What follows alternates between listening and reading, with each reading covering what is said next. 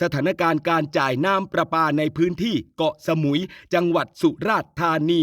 นายเจเศรษฐ์ไทยเศรษฐ์รัฐมนตรีช่วยว่าการกระทรวงมหาดไทยได้สั่งการด่วนให้การประปาส่วนภูมิภาคหรือตัวย่อกปพ.นี่แหละไประดมสรรพกำลังและบูรณาการทุกหน่วยงานเร่งดำเนินมาตรการแก้ไขปัญหาอย่างเต็มที่แล้วครับพร้อมติดตามสถานการณ์อย่างใกล้ชิดกันด้วยเพื่อให้พี่น้องประชาชนมีน้ำประปาใช้อย่างเพียงพอและก็ได้รับผลกระทบน้อยที่สุดสถานการณ์นี้ก็มีสาเหตุจากภาวะฝนทิ้งช่วงอย่างต่อเนื่องก็ส่งผลให้แหล่งน้ำดิบที่ใช้ผลิตน้ำประปาบนเกาะสมุยมีปริมาณไม่เพียงพอทำให้กำลังการผลิตน้ำประปาลดลงประมาณ40%จากกำลังการผลิตตามปกติก็ส่งผลกระทบต่อการจ่ายน้ำประปาในพื้นที่โดยเฉพาะพื้นที่สูงจึงจำเป็นจะต้องบริหารจัดการระบบการจ่ายน้ำด้วยการปรับโซน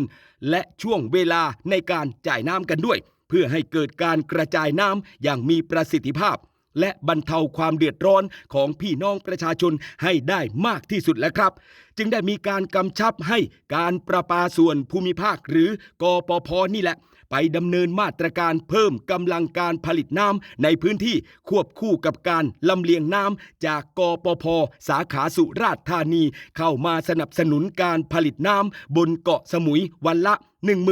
16,000 ลูกบาศก์เมตรพร้อมทั้งให้เพิ่มกำลังการส่งน้ำผ่านระบบท่อลอดใต้ทะเลอีกประมาณวันละ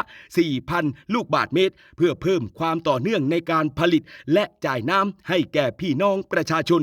พร้อมทั้งให้เร่งซ่อมแซมระบบผลิตน้ำที่มันชำรุดบริหารจัดการแหล่งน้ำดิบและน้ำต้นทุนอย่างใกล้ชิดกันด้วยรวมไปถึงปรับแผนการจ่ายน้ำให้เหมาะสมกับสถานการณ์ก็เพื่อให้พี่น้องประชาชนในพื้นที่ที่ได้รับผลกระทบกลับมามีน้ำใช้อุปโภคบริโภคโดยเร็วที่สุดแล้วครับแล้วนอกจากนี้ยังได้ประสานงานกับทางกรมฝนหลวงเพื่อเตรียมความพร้อมดำเนินการทำฝนเทียมในพื้นที่เกาะสมุยและพื้นที่รับน้ำโดยรอบเพื่อดำเนินการทำฝนเทียมทันทีเมื่อเงื่อนไขมันเหมาะสมอันจะช่วยเพิ่มปริมาณน้ำต้นทุนให้กับอ่างเก็บน้ำและแหล่งน้ำดิบสำหรับการผลิตน้ำประปาเพื่อบรรเทาผลกระทบจากภาวะฝนทิ้งช่วงนั่นเองครับและแถมยังเป็นการเพิ่มความมั่นคงด้านน้ำในช่วงวิกฤตกันด้วยพร้อมทั้งให้เตรียมมาตรการรองรับหากสถานการณ์มันยืดเยื้อรวมทั้งสื่อสารข้อมูลการจ่ายน้ำให้แก่พี่น้องประชาชนได้รับทราบ